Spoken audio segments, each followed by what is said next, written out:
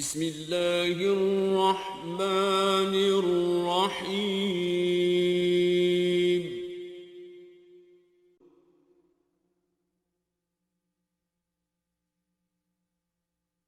وَلَقَدْ يَسَّرْنَا الْقُرْآنَ لِلذِّكْرِ فَهَلْ مِن مُّدَّكِرٍ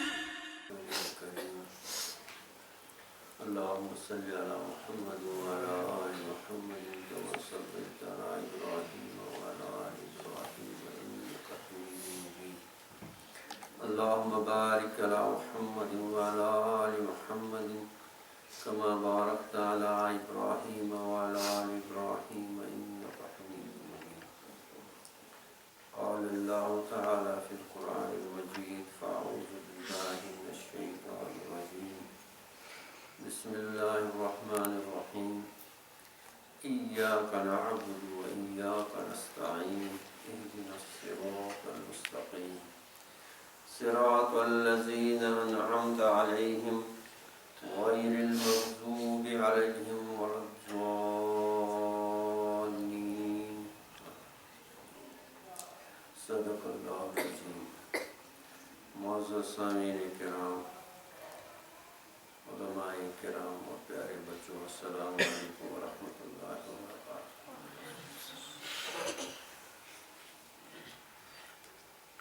شروع میں ایک حدیث گزری، حضرت علی رضی اللہ تعالیٰ عنہ کی روایت کرتے ہیں، فرمایا رسول اللہ صلی اللہ علیہ وسلم یہ جو سورہ فاتحہ ہے نزلت من کنز تحت عرش کما قال علیہ الصلوۃ والسلام۔ سورہ فاتحہ جو ہے یہ ایک خزانہ ہے۔ کیا ہے؟ جو کہاں سے نازل ہوا، کس خزانے سے نازل ہوا؟ اس خزانے سے جو عرش کے نیچے ہو۔ سورہ فاتحہ اس خزانے سے نازل ہوا جو عرش کے نیچے ہے، اور جو فرشتہ اس کو لایا وہ پہلی بار زمین پر آیا اور کبھی پھر واپس نہیں آئے گا، اسی کے لیے معمول تھا اور یہی لے کر آیا۔ تو معلوم ہوا کہ سورہ فاتحہ جو ہے یہ کیا ہے؟ خزانہ ہے۔ اب سوال یہ ہے اس خزانے کو کہاں ڈھونڈنا ہے؟ زمین کھودنی ہے، پہاڑوں پر جانا ہے، کیا کرنا ہے؟ خزانے زمین کھود کر نکالتے ہیں۔ اب سورہ فاتحہ کا خزانہ کہاں ڈھونڈنا ہے؟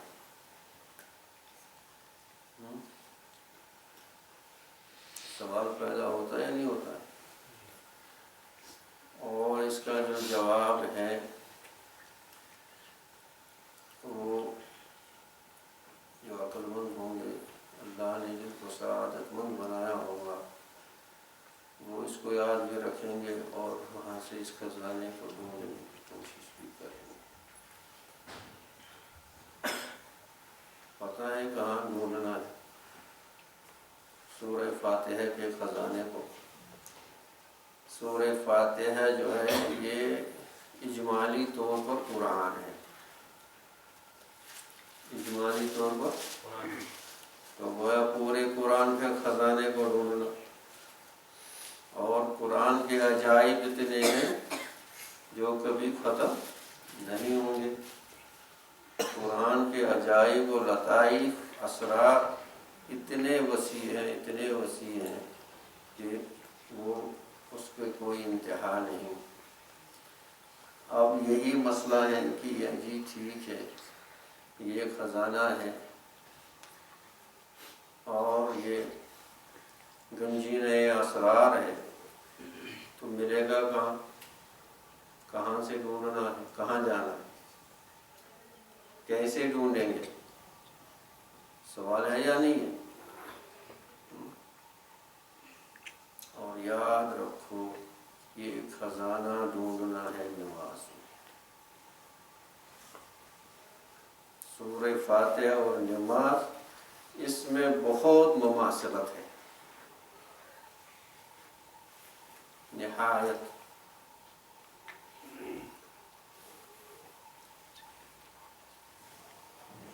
اس خزانے کو کہاں ڈھونڈنا ہے؟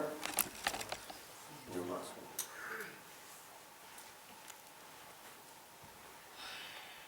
اس کے اثرات اور اس کے جتنے بھی اس میں جو آلات و جواہر ہیں، جو بھی اللہ نے رکھا ہے سورہ فاتحہ میں، یہ ملے گا نماز۔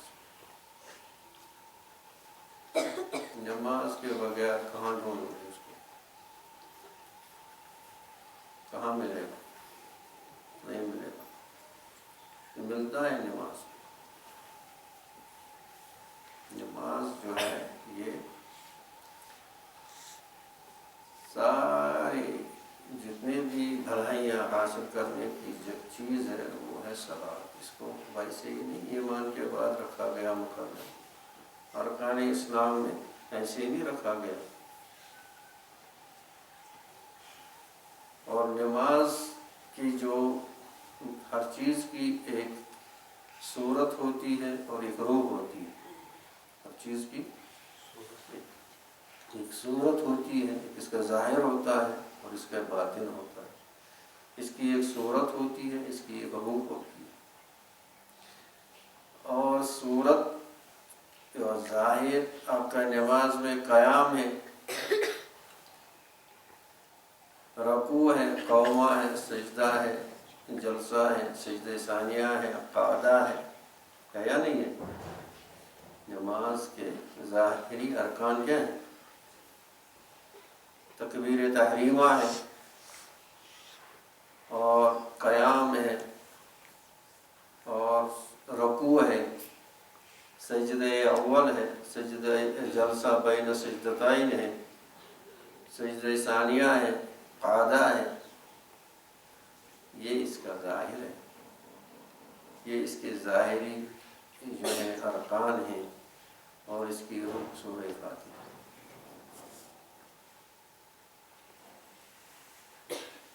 سب سے پہلے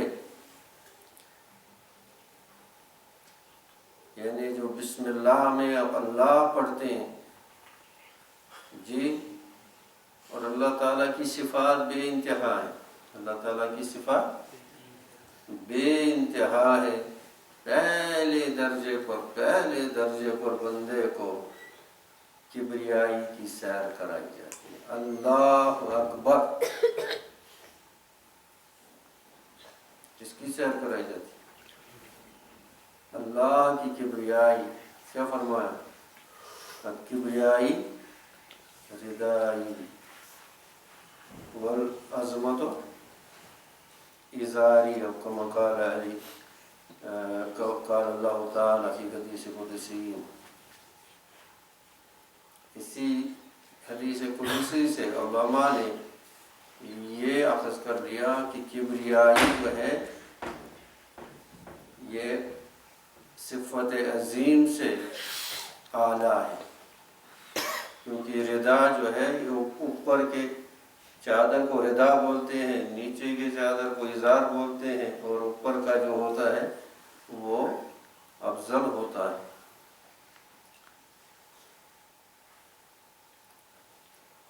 سمجھتے ہو نہیں سمجھتے؟ یہ نقطے نہیں ملتے۔ اللہ کی کبریائی،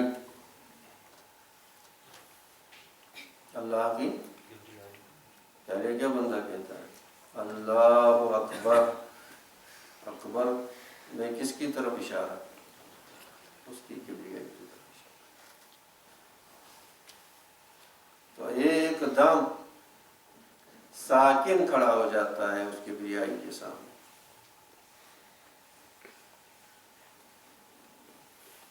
ہر چیز بھول جاتا ہے اس کبریائی کے سامنے۔ ایک واقعہ لکھا ہے، آپ لوگوں نے سنا ہوتا ہے ہوگا، بعض لوگوں نے، حکیم سنائی کا اور حضرت سلطان الاولیاء نظام الدین اولیاء رحمۃ اللہ علیہ کا۔ حضرت نظام الدین جو اولیاء چشتیہ تھے، یہ جو ہے سما سنتے تھے، سما کے قائل تھے.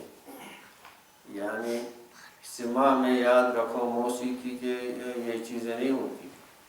موسیقی کی کوئی ابزار شریعت میں جائز نہیں ہے، اور کوئی اللہ کا بندہ حد شریعت سے نہیں نکل سکتا. اور یہ تو بڑے اولیاء کرام تھے، نظام الدین اولیاء رحمۃ اللہ علیہ. اور یہ جو تھے حکیم ثنائی، یہ محتسب تھے. اسلامی حکومتوں میں حکومت ایک شخص کو مقرر کرتی ہے جو احتساب کرتا ہے. کیا کرتا ہے؟ اور جہاں کوئی منکر دیکھا اس کو روکنے کی کوشش کرتا ہے. تو اس کے نزدیک یہ سما سننا بھی صحیح نہیں تھا. اس لیے وہ حضرت نظام الدین اولیاء علیہ رحمہ کو اگر ان کو دیکھتے ان کو بھی روکتے تھے، انہیں روکنے کی کوشش کرتے تھے. ایک بار گئے تو سنا کہ اس وقت حضرت جو ہے سما کی محفل میں ہے، تو گئے. اور جب سما شروع ہوا تو حضرت نظام الدین اولیاء رحمۃ اللہ علیہ اندر وجدانی کیفیت آری ہوگی اور کھڑے ہو گئے. اور حکیم ثنائی بھی کھڑے ہو گئے، ہاتھ سے پکڑ کر بٹھا دیا. دوسری بار پھر وجدانی کیفیت ہوئی حضرت کو، پھر کھڑے ہو گئے. حکیم ثنائی پھر کھڑے ہو گئے اور پھر بٹھا دیا. اور تیسری بار جب حضرت نظام الدین اولیاء رحمۃ اللہ علیہ کھڑے ہو گئے، اب حکیم ثنائی جب کھڑے ہوئے ہاتھ آگے بڑھانے کی کوشش کی تو ایک دم ساکن ایسے کھڑے ہو گئے. اسی پر یہ بات کیا جا رہا ہے.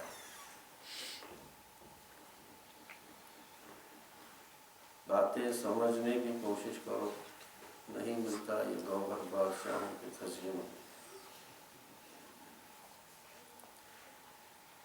تو کسی نے حکیم صاحب سے پوچھا کہ آپ تو روکتے تھے، یہ آپ بعد کیوں کھڑے ہو گئے؟ آج کل کی سطحی علم والوں کو اور سطحی دین سمجھنے والوں کو یہ باتیں تو عجیب لگیں گی، لیکن یہ حقیقتیں. باہر آپ کسی کو نہ معلوم ہونے سے حقیقتیں بدلتی نہیں ہیں. اگر کوئی یہ کہے کہ آسمان نہیں ہے، اس کا مطلب نہیں ہے کہ آسمان نہیں ہے، اس کو معلوم نہیں. تو جو حقائق ہیں اگر کسی کو معلوم نہیں، اس کے نہ معلوم ہونے سے وہ حقیقت معلوم نہیں ہو جاتی. تو بعض لوگ اس کا انکار کریں، وہ ان کی کم علمی اور کم مائعی. تو حکیم صاحب نے حکیم صاحب سے کسی نے پوچھا کہ حضرت یہ کیا؟ کہا جب یہ اٹھے پہلی بار یہ آسمان دنیا تک پہنچے. حضرت نظام الدین اولیاء کہاں پہنچے؟ تو میں نے وہاں سے ان کو واپس لایا. اب حکیم صاحب بھی کیسے تھے؟ جب دوسری بار اٹھے تو ان کی پرواز عرش تک تھی، میں نے وہاں سے ان کو واپس لایا. تیسری بار جب اٹھے ان کی پرواز عرش سے اوپر ہو گئی، وہاں میں تجلیات ربانی کے سامنے بادب کھڑا ہو گیا. اس کے سامنے کون ہوتا؟ پھر بھی اس کو نہیں مانتے.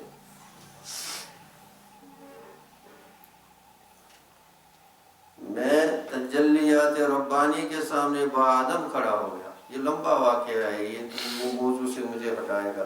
یہ بہت لمبا واقعہ ہے ان دونوں بزرگوں کا.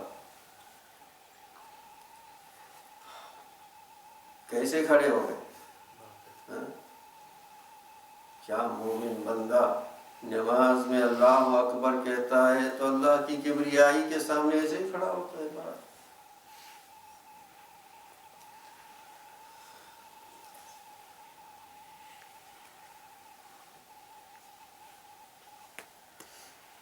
اللہ کا بندہ زبان سے اللہ اکبر کہتا ہے، کبریائی اللہ کا اقرار کرتا ہے، لیکن زبان سے کرتا ہے نہ اس کے دل میں، نہ دماغ میں، نہ جسم میں. ایک خشوع پھر خود ہی آ جاتا ہے. ایک خضوع اور خضوع بدن میں، خشوع اندر باطن میں، یہ خود آ جاتا ہے.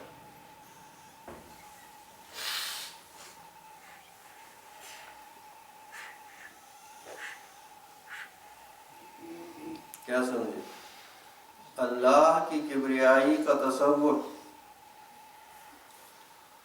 دیکھا نہیں آپ نے؟ حضرت علی رضی اللہ تعالیٰ عنہ کتنے بہادر تھے، لیکن مسجد کے دروازے پر ان کا حال کیا ہوتا تھا؟ تصور کبریائی اللہ، ان کا حال ایسا ہوتا تھا چہرہ زرد بدن میں کپتے تھے۔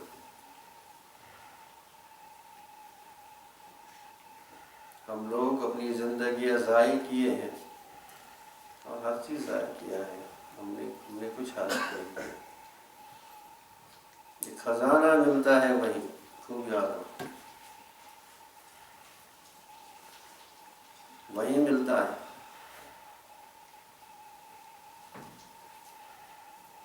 تو اللہ کی کبریائی کے سامنے کس باادب اور کس اس سے یہ کھڑا ہو جائے،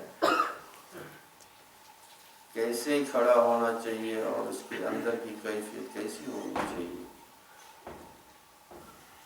جی۔ اور فرمایا جو اس میں کیا ہے، اسی لیے کہتے ہیں جو بسم اللہ الرحمن الرحیم ہے یہ بھی ازائے قیام ہے، جو نماز میں قیام ہے، قیام اس کا ظاہر ہے اور بسم اللہ اس کی روح ہے، قیام کی روح ہے کہ اس کی کبریائی کے سامنے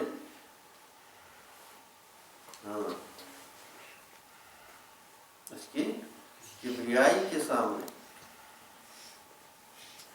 اللہ کو پہچانو، اللہ کو پہچانو، اللہ سے منہ لگاؤ، باقی چیزیں کیا ہیں سب دھوکہ، سب دھوکہ۔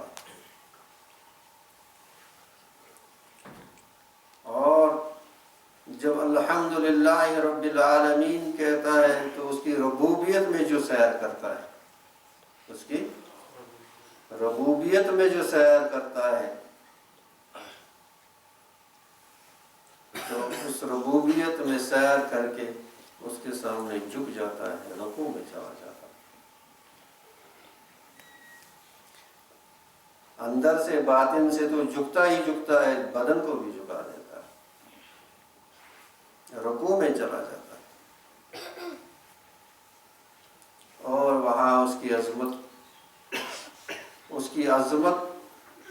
میں سیر کرتا ہے، زبان سے کہتا ہے سبحان ربی العظیم، سبحان، تو عظمت الہی میں سیر کرتا ہے۔